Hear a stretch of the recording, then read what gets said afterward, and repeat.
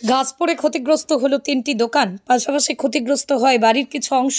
জানা যায় সোমবার আনুমানিক ভোর 4টে নাগাদ ঘটনাটি ঘটেছে বাউরিয়া পাঁচলা রাস্তার বাসুদেবপুর হাই স্কুল সংলগ্ন এলাকায়। স্থানীয় সূত্রে জানা গেছে গাছটির গোড়া আলগা হয়ে যাওয়ার ফলে সোমবার ভোরে হঠাৎই বিকট শব্দ পড়ে যায় রাস্তার পাশে থাকা প্রাচীন এই খিরিস গাছটি, আর তার জেরে ক্ষতিগ্রস্ত হয় স্থানীয় 3টি দোকান সহ একটি বাড়ির কিছুটা অংশ।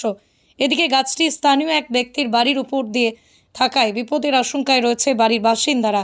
পাশাপাশি গাছ পড়ে থাকার কারণে সঠিক বোঝা যাচ্ছে না যে কতটা ক্ষতিগ্রস্ত হয়েছে তাদের বাড়ি, এমনই জানায় ওই বাড়িতে সদস্য সৌমেন দাস। অন্যদিকে ক্ষতিগ্রস্ত ব্যবসায়ী সমীর প্রামাণিক বলেন, আমপানের সময় থেকে গাছটি ছিল বিপজ্জনক অবস্থায়, তা জানানো হয়েছিল স্থানীয় প্রশাসনকে।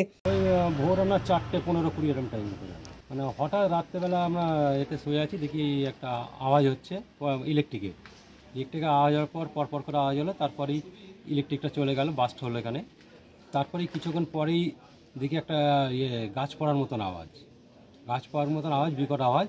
আমরা বেরিয়ে আসছি, তখন এই গাছ অলরেডি পড়ে গেছে, দোকানগুলো হয়েছে, বাড়ির এরকম উপরে পড়েছে, বাড়ির ক্ষয়ক্ষতি হয়েছে। আমরা তখন তো বাড়ির ভেতরে বুঝতে পারিনি, কিন্তু আস্তে আস্তে অনেক দিন ধরেই গাছটা হয়ে আছে।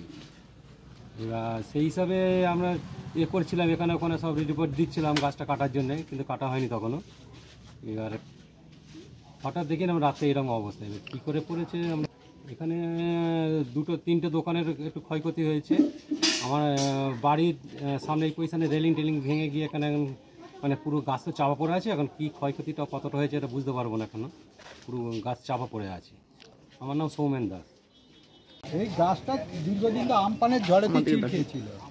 চিল খাওয়ার পরেতে আমরা জানিয়েছিলাম, তা সেই জানানোর পরে তো কোনো ব্যবস্থা নেয়নি। এই 4টের সময় করে গাছ পড়ে যাওয়ার পরে তো দোকানটা তো ভেঙে পড়েছে।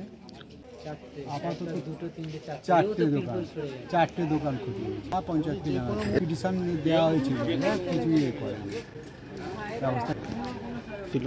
আমার ঘড়ির দোকান ছিল, সমীর প্রামাণিক।